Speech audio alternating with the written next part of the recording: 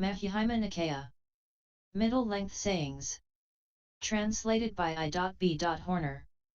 Suttacentral.net. Majjhima Nikaya 125. Dantab Humi Sutta. The Discourse on the Tamed Stage, translated from the Pali by I.B.Horner. Thus have I heard, at one time the Lord was staying near Rajagaha in the bamboo grove at the squirrel's feeding place.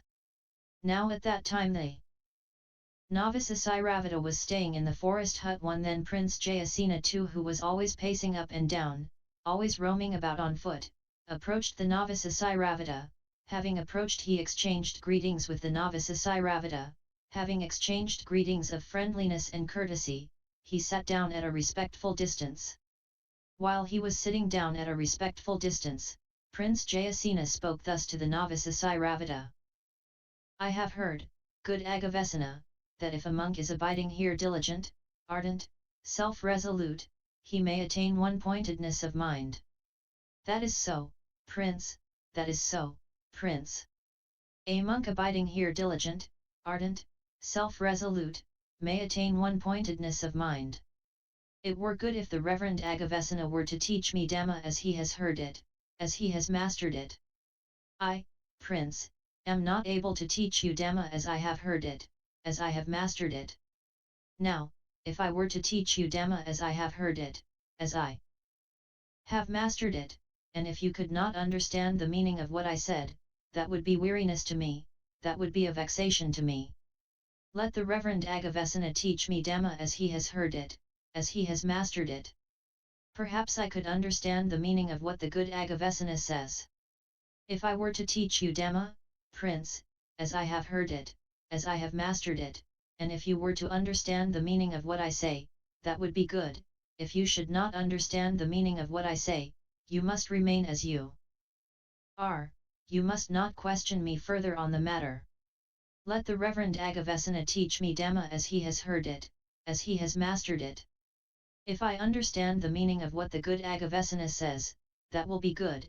If I do not understand the meaning of what the good Aggivessana says, I will remain as I am.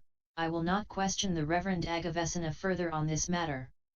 Then the novice Aciravata taught Dhamma to Prince Jayasena as he had heard it, as he had mastered it. When this had been said, Prince Jayasena spoke thus to the novice Aciravata. This is impossible, good Aggivessana.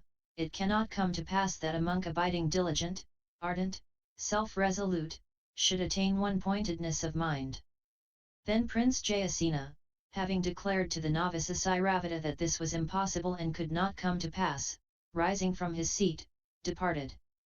And soon after Prince Jayasena had departed, the novice Aciravata approached the Lord. Having approached and greeted the Lord, he sat down at a respectful distance. As he was sitting down at a respectful distance, the novice Aciravata told the Lord the whole of the conversation he had with Prince Jayasena as far as it had gone. When this had been said, the Lord spoke thus to the novice Aciravata. What is the good of that, Aggivessana?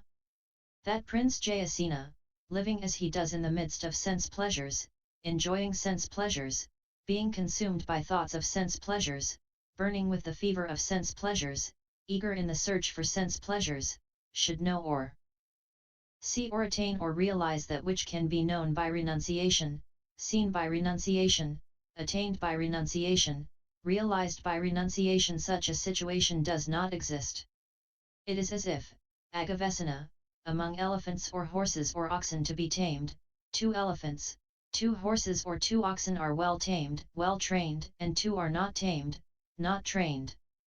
What do you think about this, Aggivessana? Would these 2 elephants or horses or oxen that were to be tamed and that were well tamed, well trained, would these on being tamed reach tamed capacity, would they, being tamed, attain a tamed stage? Yes, revered sir. But those 2 elephants or horses or oxen that were to be tamed but that were neither tamed nor trained, would these, not being tamed, attain a tamed stage as do the 2 elephants or horses or oxen to be tamed that were well tamed, well trained? No, revered sir.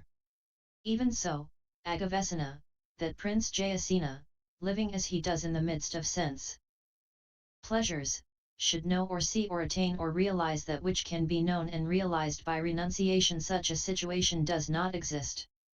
It is as if, Aggivessana, there were a great mountain slope near a village or a market town which two friends, coming hand in hand from that village or market town, might approach. Having approached the mountain slope, one friend might remain at the foot while the other might climb to the top. Then the friend standing at the foot of the mountain slope might speak thus to the one standing on the top: "My dear, what do you see as you stand on the top of the mountain slope?" He might reply: "As I stand on the top of the mountain slope, I, my dear, see delightful parks, delightful woods, delightful stretches of level ground, delightful ponds." But the other might speak thus: "This is impossible, it cannot come to pass, my dear, that, as you stand on the top of the mountain slope, you should see delightful ponds." Then the friend who had been standing on top of the mountain slope, having come down to the foot and taken his friend by the arm, making him climb to the top of the mountain slope and giving him a moment in which to regain his breath, might speak to him thus: "Now, my dear, what is it that you see as you stand on the top of the mountain slope?" He might speak thus: "I, my dear, as I stand on the top of the mountain slope, see delightful parks, delightful ponds." He might speak thus: "Just now, my dear, we understood you to say, this is impossible, it cannot come to pass that, as you stand on the top of the mountain slope, you should see delightful ponds. But now we understand you to say, I, my dear, as I stand on the top of the mountain slope, see delightful parks, delightful ponds." He might speak thus: "That was because I, my dear, hemmed in by this great mountain slope, could not see what was to be seen." Even so, but to a still greater degree, Aggivessana, is Prince Jayasena hemmed in, blocked, obstructed, enveloped by this mass of ignorance.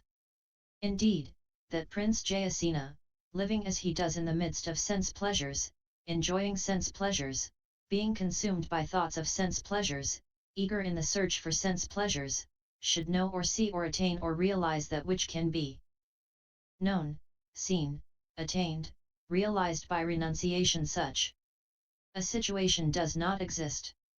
Had these two similes occurred to you, Aggivessana, for Prince Jayasena, Prince Jayasena naturally would have acted in the manner of one having trust in you.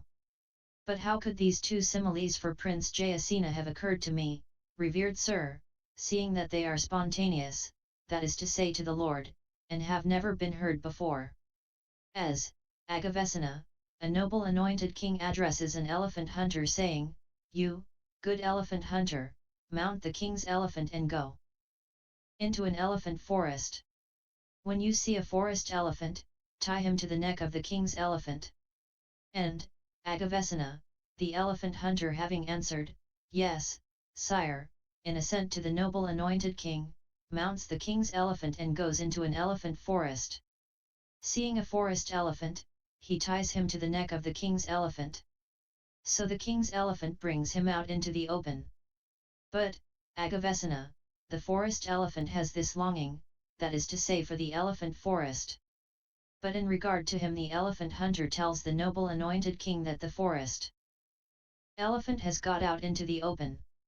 The noble anointed king then addresses an elephant tamer, saying, "Come you, good elephant tamer, tame the forest elephant by subduing his forest ways, by subduing his forest memories and aspirations, and by subduing his distress, his fretting and fever for the forest, by making him pleased with the villages and by accustoming him to human ways." And, Aggivessana, the elephant tamer, having answered yes, sire, in assent to the noble anointed king, driving a great post into the ground ties the forest elephant to it by his neck so as to subdue his forest ways, and accustom him to human ways. Then the elephant tamer addresses him with such words as are gentle, pleasing to the ear, affectionate, going to the heart, urbane, pleasant to the many folk, liked by the many folk. And, Aggivessana, the forest elephant, on being addressed with words that are gentle, liked by the many folk, listens, lends ear and bends his mind to learning. Next the elephant tamer supplies him with grass fodder and water. When, Aggivessana, the forest elephant has accepted the grass fodder and water from the elephant tamer, it occurs to the elephant tamer, the king's elephant will now live. Then the elephant tamer makes him do a further task, saying, take up, put down. When, Aggivessana the king's elephant is obedient to the elephant tamer and acts on his instructions to take up and put down, then the elephant tamer makes him do a further task, saying, get up, sit down. When, Aggivessana, the king's elephant is obedient to the elephant tamer and acts on his instructions to get up and sit down, then the elephant tamer makes him do a further task, known as standing your ground, he ties a shield to the great beast's trunk, a man holding a lance is sitting on his neck, and men holding lances are standing surrounding him on all sides, and the elephant tamer, holding a lance with a long shaft, is standing in front. While he is doing the task of standing your ground, he does not move a foreleg, nor does he move a hind leg, nor does he move the forepart of his body, nor does he move the hind part of his body, nor does he move his head, nor does he move an ear, nor does he move a tusk, nor does he move his tail, nor does he move his trunk. A king's elephant is one who endures blows of sword, axe, arrow, hatchet, and the resounding din of drum and kettle drum, conch and tam-tam. He is like purified gold purged of all its dross and impurities, fit for a king, a royal possession and reckoned as a kingly attribute. Acquisition of faith. Even so, Aggivessana, does a Tathagata arise here in the world, a perfected one, fully self-awakened one, endowed with right knowledge and conduct, welfarer, knower of the worlds, the matchless charioteer of men to be tamed, the awakened one, the Lord. He makes known this world with the Devas, with Mara, with Brahma, the creation with its recluses and Brahmins, its Devas and men, having realized them by his own super-knowledge. He teaches Dhamma, which is lovely at the beginning, lovely in the middle, lovely at the ending, with the spirit and the letters. He proclaims the Brahmafaring three wholly fulfilled, quite purified. A householder or a householder's son or one born in another family hears that Dhamma. Having heard that Dhamma, he gains faith in the Tathagata. Endowed with this faith that he has acquired, he reflects in this way, the household life is confined and dusty, going forth is in the open. It is not easy for one who lives in a house to fare the Brahma-faring wholly fulfilled, wholly pure, polished like a conch shell. Suppose now that I, having cut off hair and beard, having put on saffron robes, should go forth from home into homelessness. After a time, getting rid of his wealth, be it small or great, getting rid of his circle of relations, be it small or great, having cut off his hair and beard, having put on saffron robes, he goes forth from home into homelessness. To this extent, Aggivessana, the Aryan disciple, gets out into the open morality. But, Aggivessana, Devas and mankind have this longing, that is to say, for the 5 strands of sense pleasures.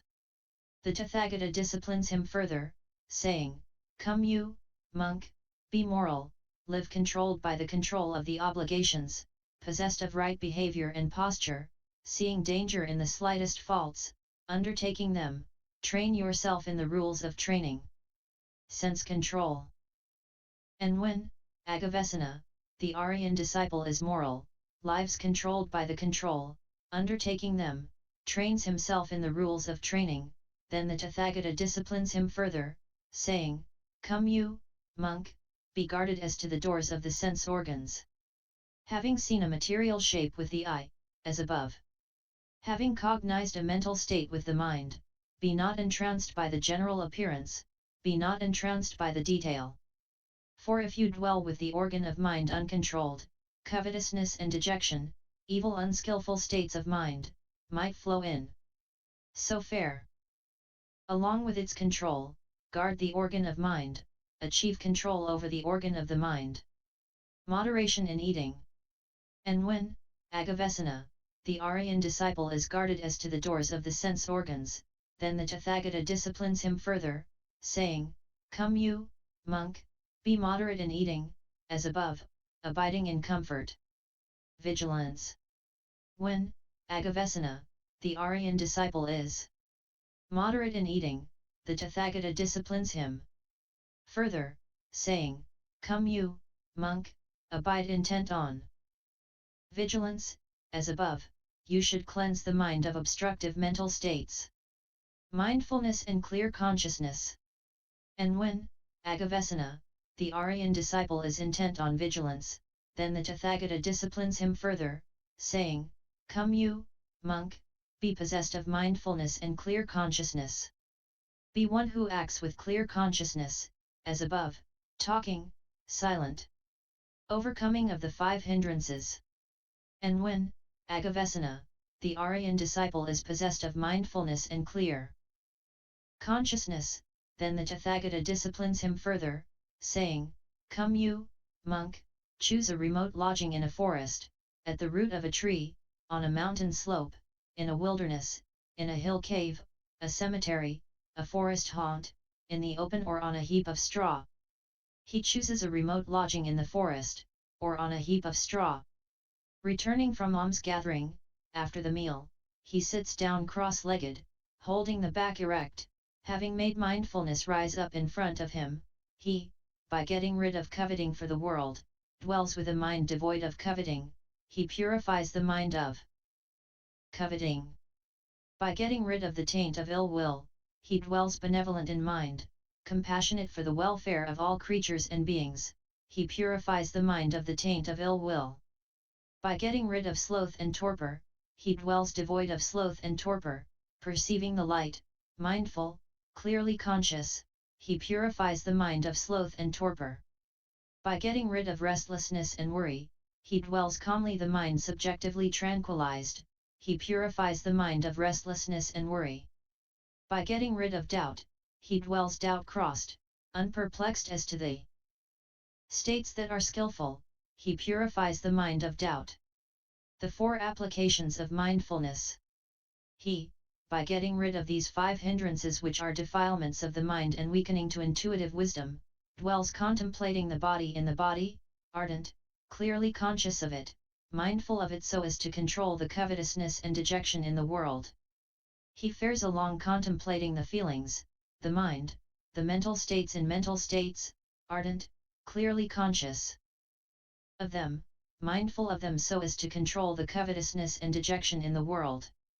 As, Aggivessana, an elephant tamer, driving a great post into the ground, ties a forest elephant to it by his neck so as to subdue his forest ways, so as to subdue his forest aspirations, and so as to subdue his distress, his fretting and fever for the forest, so as to make him pleased with villages and accustom him to human ways. Even so, Aggivessana, these 4 applications of mindfulness are ties of the mind so as to subdue the ways of householders and to subdue the aspirations of householders and to subdue the distress, the fretting and fever of householders.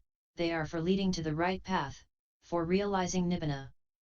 The Tathagata then disciplines him further, saying, "Come you, monk, fare along contemplating the body in the body, but do not apply yourself to a train of thought connected with the body. Fare along contemplating the feelings in the feelings, the mind in the mind, mental states in mental states, but do not apply yourself to a train of thought connected with mental states." Jhana. He, by allaying initial thought and discursive thought, with the mind subjectively tranquilized and fixed on one point, enters on and abides in the second meditation, for which is devoid of initial and discursive thought, is born of concentration and is rapturous and joyful. By the fading out of rapture, he dwells with equanimity, attentive and clearly conscious, and experiences in his person that joy of which the Aryans say, "Joyful lives he who has equanimity and is mindful," and he enters and abides in the third meditation. By getting rid of joy, by getting rid of anguish, by the going down of his former pleasures and sorrows, he enters and abides in the fourth meditation, which has neither anguish nor joy, and which is entirely purified by equanimity and mindfulness. The 3 knowledges, te vidya. 1. Recollection of former habitations, then with the mind composed thus, quite purified, quite clarified, without blemish, without defilement, grown pliant and workable, fixed, immovable, he directs his mind to the knowledge and recollection of former habitation, he remembers a variety of former habitations, thus, 1 birth, 2 births, 3, 4, 5, 10, 20, 30, 40, 50, 100, 1,000, 100,000 births, and many an eon of integration and many an eon of disintegration and many an eon of integration disintegration. Such a one was I by name, having such a clan, such and such a color, so was I nourished, such and such pleasant and painful experiences were mine, so did the span of life end. Passing from this, I came to be in another state where such a one was I by name, having such and such a clan, such and such a color, so was I nourished, such and such pleasant and painful experiences were mine, so did the span of life end. Passing from this, I arose here. Thus he remembers divers former habitations in all their modes and details.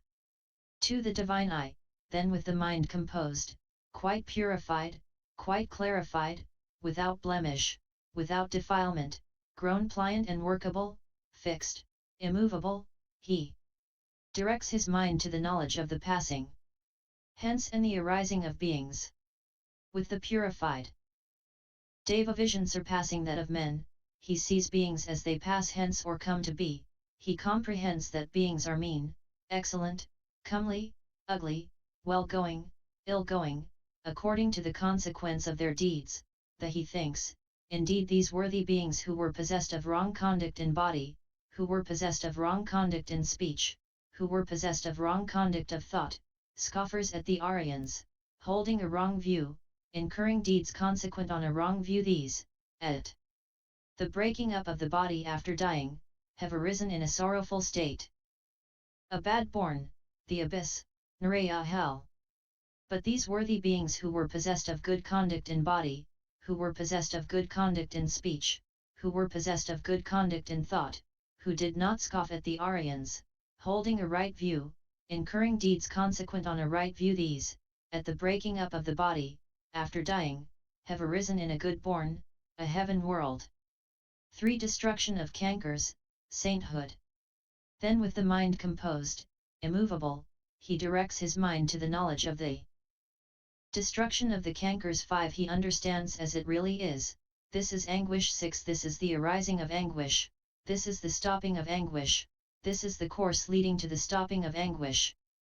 He understands as it really is, these are the cankers, this is the arising of the cankers, this is the stopping of the cankers, this is the course leading to the stopping of the cankers.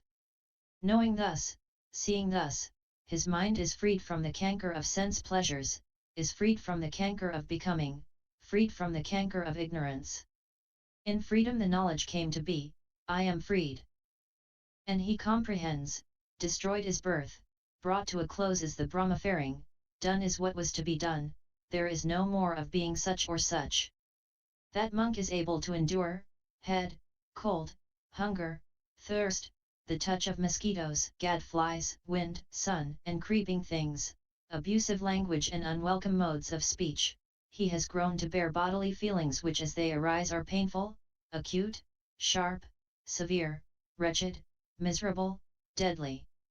Purged of all the dross and impurities of attachment, aversion, and confusion. 7. He is worthy of oblations, offerings, respect, and homage, an unsurpassed field of merit in the world.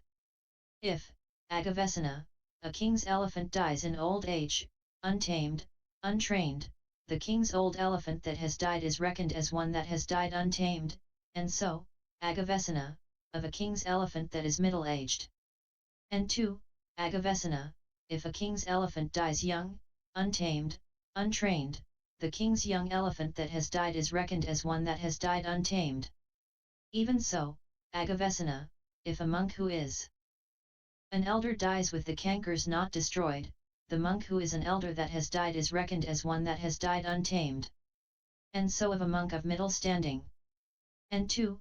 Aggivessana, if a newly ordained monk dies with the cankers not destroyed, the newly ordained monk that has died is reckoned as one that has died untamed. If, Aggivessana, a king's elephant dies in old age, well tamed, well trained, the king's old elephant that has died is reckoned as one that has died tamed. And so, Aggivessana of a king's elephant that is middle-aged. And 2. Aggivessana, if a king's elephant dies young, well tamed, well trained, the king's young elephant that has died is reckoned as one that has died tamed. Even so, Aggivessana, if a monk who is an elder dies with the cankers destroyed, the monk who is an elder that has died is reckoned as one that has died tamed. And so, Aggivessana, of a monk of middle standing. And 2. Aggivessana, if a newly ordained monk dies with cankers destroyed, the newly ordained monk that has died is reckoned as one that has died tamed. Thus spoke the Lord. Delighted, the novice Aciravata rejoiced in what the Lord had said. Notes. 1. A hut in a secluded part of the bamboo grove for the use of monks who wanted to practice striving, Padhana commentary. Go back. 2. A son of King Bimbisara. Go back. 3. Brahmacharyam, the pure life of a celibate recluse ed, the wheel. Go back. 4. It is noteworthy that the section on the 4 applications of mindfulness, Satipatthana, is here followed by the second meditation, Jhana, without mention of the first.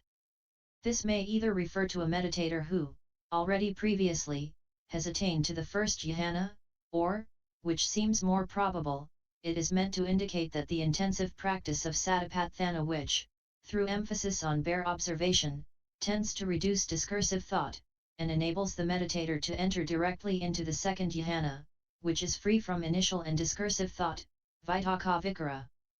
This latter explanation is favored by the facts that, 1. In our text, the practice of Satipatthana is preceded by the temporary abandonment of the 5 hindrances, which indicates a high degree of concentration approaching that of the Jhana. 2. In our text, the meditator is advised not to engage in the thought about the body, feelings, etc., that is, in discursive thinking, which is still present in the first Jhana. Ed. The wheel. Go back. 5. Asava. Go back. 6. Dukkha, usually rendered by suffering or ill ed, the wheel. Go back. 7. Raga, dosa, moha. Go back source, http://world